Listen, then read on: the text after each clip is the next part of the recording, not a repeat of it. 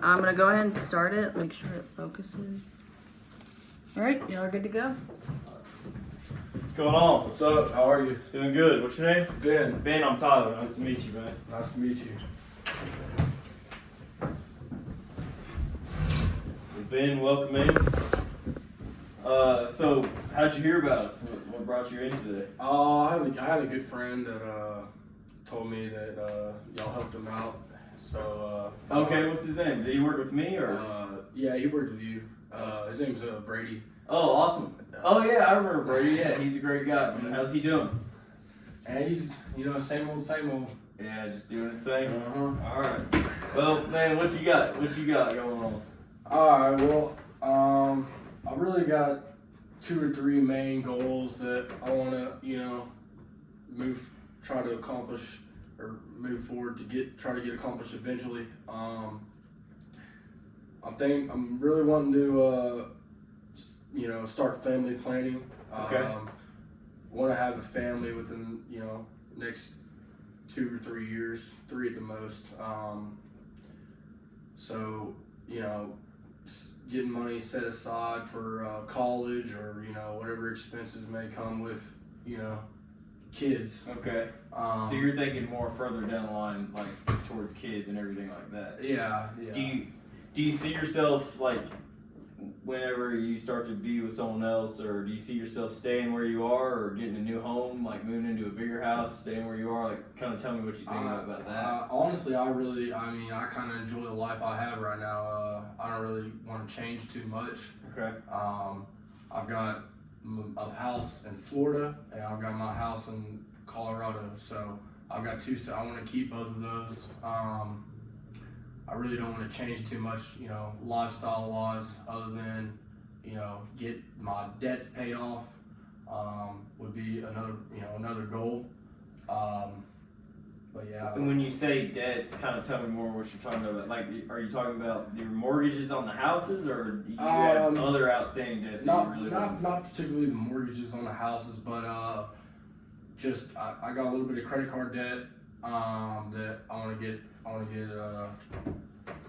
back to zero. I got some student loans. Okay. That I want to get rid of. I'm tired of looking at them. I'm tired of worrying about them. So when you look at kind of your student loan and your credit card debt, in your opinion, what would you prefer to kind of tackle first, as per se? I'll probably do the student loans just because it's a bigger number. Yeah. Just like to be done with it. So yeah, I agree with you on that. I think that the credit card debt is a little bit lower, like, expense that we need to take care of. But can I ask how much is left on your student loan debt? About $50,000. $50,000. Okay. Where'd you go to school at? TCU. Okay. And so what are you doing right now for work? Right now, mostly just real estate. Okay. I got a couple houses I rent out.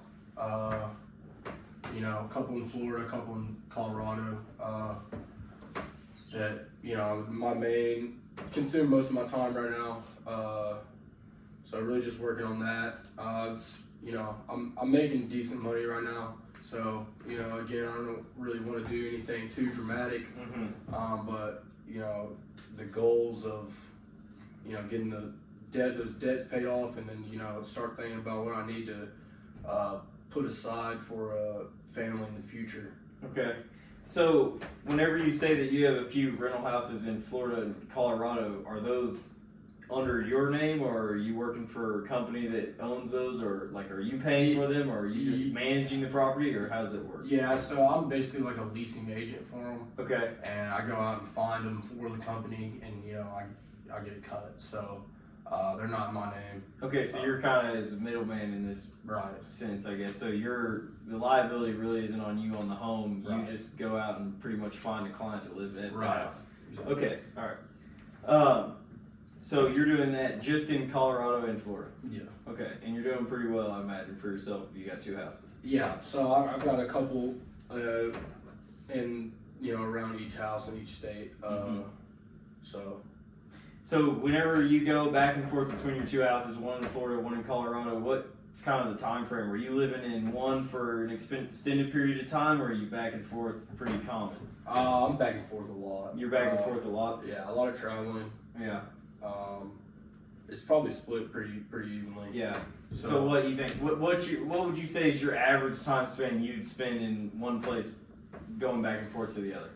I try to do just like weeks at a time. You about like week to week? Yeah. Okay. Back and forth. So what I'm really getting at by asking you these questions is, so if you have two houses, that's great. You're doing great. You're single. You're making good money. You rent houses. You know the game of rent houses. That's what you do. Mm. So what I'm thinking is, if you're going week to week, obviously you know what Airbnb is. Mm. Like, you go 1 week here, you know you're going to be gone, and you have a house in Florida. You throw it on there. Mm. No one rents it. You're making the same amount of money you're making right now, not trying to rent it. But I'm just saying, if you know you're going to be in Colorado for a week, you throw that house up for a week, you can make X amount of money. I don't know what the house is. I don't know the exact stuff about it, like how much it'd be to rent for. But that's just passive income while you're gone. That's just something simple. But having two houses, that's kind of an advantage that you kind of have. Yeah, right. Yeah, I have thought about, getting on a schedule, but I don't know, everything's very spontaneous, so it's like, it's kind of hard to know when I'm going to be where, so, I have thought about it, and I do think that's a good idea. Yeah, I mean, I 100% agree with you. I mean, you're a young guy, you're still single, so don't run around doing whatever you'd like. So, next thing I kind of want to talk about is how much are you averaging kind of a year income-wise? Make around 200 a year. About 200,000? Yeah, okay. On average. You mind if I kind of write some of these things down so I can kind of get some numbers in my head? Yeah, no problem. All right.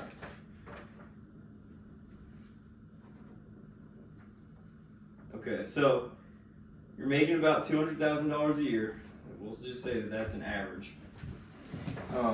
What are your big time expenses? Like how much are you paying for your houses and stuff like that? Okay, so the Florida house mortgage is about $2,000 a month. Okay.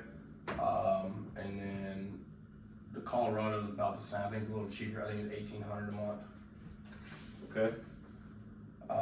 Those two bigger expenses. Then I have my truck. Okay. What do you drive? It's a Ford F-250. Okay. And how much are you paying that monthly or is it paid off? Monthly.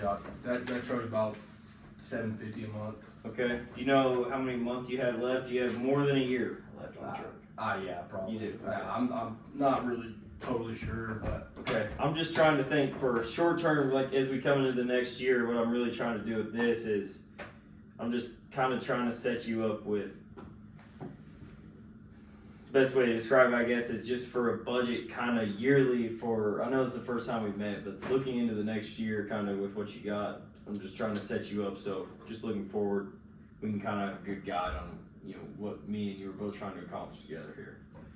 So your truck's $750 a month, your Colorado house is $1,800 a month, your Florida house is $2,000 a month, and what other main expenses do you have besides your houses and your car?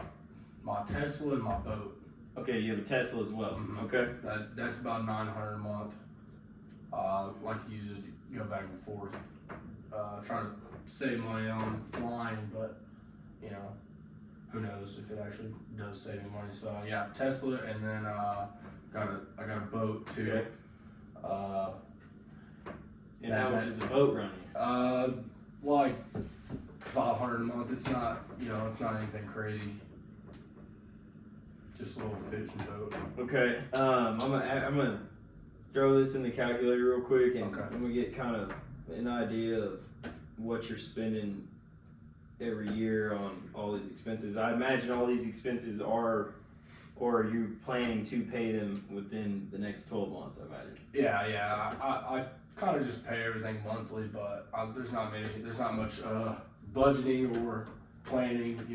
As you can tell, still have my student loan debt laying around, so. Okay, so if we just take those expenses, those are just your basics. So those are your main guys. Every single one of those is going to require something else.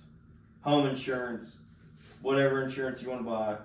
Plus, I mean, have you looked into, we'll hold that. We'll stay right here for right now. So your truck, your Tesla, your boat, all those require insurance on top of those, right? Right. Okay. So we'll just say on average you're paying $500 a month for insurance on each of those. Mm-hmm. So that's $1,500 a month. 1,500 times for a year would be 18,000. So you're right now you're at 71,400 just for to cover your bases. Plus we'll say 18,000 for just your auto insurance, including the boat. So right there, we're at 89,400. So we'll just round that up. We'll say so you're spending 90 grand on your cars, your houses, your car insurance, home insurance. It's really going to fluctuate depending on where you go and how much you want to cover and all your bases that you want to cover. So let's just give that a round number and let's say that you paid another $20,000 in home insurance in the next year. So that leaves you at $110,000. That leaves you with $90,000 left over for you to use on your day-to-day stuff like that. And I just kind of want to see, after we take away taxes from that, you'll be sitting with, I don't know, roughly $75,000 would be my guess. And what I would like to kind of do, see what you'd be interested about, is maybe investing some of that money. Because you're young now, you put that money into something that's going to multiply over time. And $75,000 is a lot of money. Not a lot of people have that much money to spend on stuff like that. Mm-hmm. So, kind of, what's your take on that? How do you feel about investing in general? Yeah, I mean, I would like to. I've got a little bit invested right now. I just don't really, understand the stock market. I really don't understand how it works. Okay. I got 20 grand in the S&P 500, but that's really, as far as investing goes, that's as much as I've done, and I just let it sit in there. So what would you think? Okay, are you interested in trying to learn about how to trade stocks, or do you want to leave that up to someone else and kind of give somebody your money, or somebody like me where you're going to give me X amount of money, whatever you feel comfortable with, and I can kind of go do my thing? Yeah, no, honestly, I'm so strung out on time. I would rather, someone, do it for me, especially if it's going to save me money in the long run. Okay. Well, if you want to look into that, how do you feel about kind of risk? Because stocks are going to be higher risk. You can go with something lower risk like a mutual fund or money market account, where you can't say that it is, but it basically is almost like a savings account. But savings account's going to make you, I'd say a mutual fund makes about 6% a year on average. Mm-hmm. So 6% on your money is a lot more than pennies on the dollar that your savings account's going to be. When talking about investing, I feel like my job that I do is kind of risky, so, to kind of offset that in a different way, I would, low risk, low reward type deal, to where it's more of almost a savings account for me. Yeah. You know what I mean? Take a lot of your stresses out of it, just you don't have to worry about it. Kind of just, what I'm really trying to get at is you're so young and you're making enough money right now that you really do have great opportunity for your financial freedom to really come soon for you, and especially if you're not looking to start a family or anything for a couple more years. We can really pick up some ground on just finances and the whole spectrum, really. So kind of the next thing I would kind of want to talk about is if I would just want to break down just like your top 5 goals, or top 3, whatever you think, just a few of your top things that you really, really want to look at, things that you really want to do, just so I can kind of get the ball rolling on my side on what I'm looking for us in the near future. Yeah, so number 1 would be getting rid of credit card debt and student loan debt. Okay. Tired of looking at them, tired of making payments on them, especially because they're not really serving me anymore at this point. So, really, that'd be number 1. Another one is, setting some money aside for, future family. If I do need to get a bigger house, or if I do need to buy them a car at some point, or, college.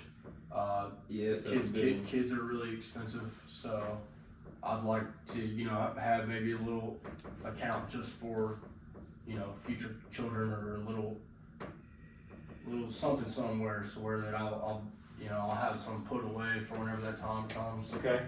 Are you planning on paying for your kids' school? Are you gonna put them Yes. through school? Yes. Okay. Okay. Well, that's all very doable.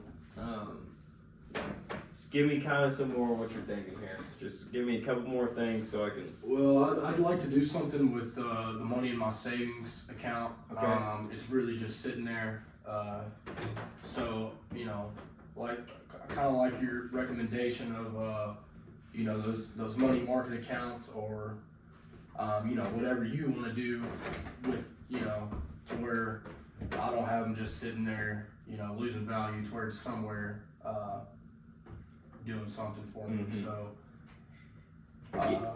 And I think that what you're talking about right now, kind of what you're getting at, is we can kind of kill two birds with one stone. I think with your second and third biggest goal, I guess, that you would have was, one, putting money aside for your kids, and getting money out of your savings and get it working for you. Both, essentially, what I'm thinking is, if I'm going to take money and try to set it aside for your kids, it's obviously not going to get touched for a long time. And your savings, you're making plenty of income just on your own, doing what you're doing. You keep doing what you're doing. But if we take some of that savings, we put it in there and just let it ride. Mutual fund, money market account, split it up. If I'm always watching that type of stuff. If I see a great opportunity, I'll put it in there. But I know that you want to keep low risk, so you don't really need to worry about your money going anywhere. I think that with what you have, making $200,000 a year. I imagine you're young, you're going to be continuing to work for a while. I imagine you're just going to get better at what you do. Are you looking at, when you start the family, are you looking at keeping the Florida and Colorado house, or do you think you're going to sell those and look at getting something new, something bigger, something more expensive, less expensive? Kind of what are you thinking on that? Yeah, honestly, I'd really like to keep both. Okay. I enjoy my life right now. Kind of like to keep, doing the same things. So I really can't see myself, forfeiting either of the houses right now. If that time comes, further down the road to where, I've got, actual family and kids, maybe get one house instead of one bigger one instead of two. Would do that, but but So right now that's you're a little really just on the further down fence. road. You're not thinking that far right now. Yeah, no, just get some money set aside, and then by the time like my kids are ready to go to school, we'll have another meeting or something, and think about that further down the road. And kind of to pick up on what you're talking about the kids, you said earlier, kind of circle back what we were talking about your kids going to school, you paying for school.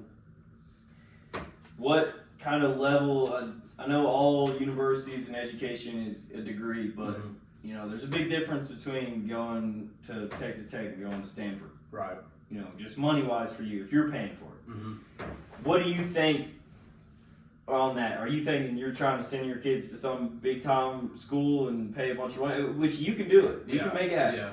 Yeah. That's fine. I want to be prepared for all scenarios. If my kid turns out to get some, be super smart and go wherever he wants, I'd like to be able to make that happen for him. So really. So we want to plan for the very best. Yeah. We want to plan for $100,000 for Expensive. students. Like, all right, that's fine. I think you can do that. Yeah.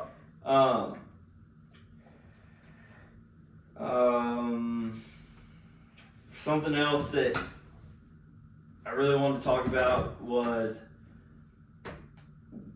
what's your company doing for you on retirement wise? Are they matching a 401k for you, or are you putting your own money in there? You're totally on your own on retirement, or are you getting help, or what's the deal there? They do a match. They do a 401k match.